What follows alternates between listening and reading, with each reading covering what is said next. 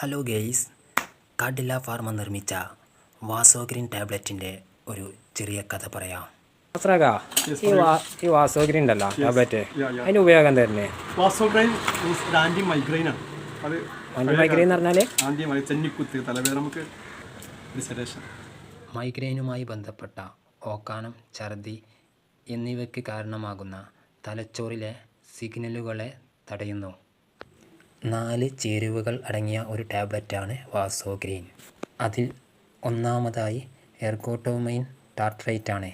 ഇത് തലച്ചോറിന് ചുറ്റുമുള്ള രക്തക്കുഴലുകൾ ഇടുങ്ങിയതാക്കുകയും അതുവഴി മൈഗ്രെയിൻ്റെ ലക്ഷണങ്ങൾ കുറയ്ക്കുകയും ചെയ്യുന്നു. കഫിൻ.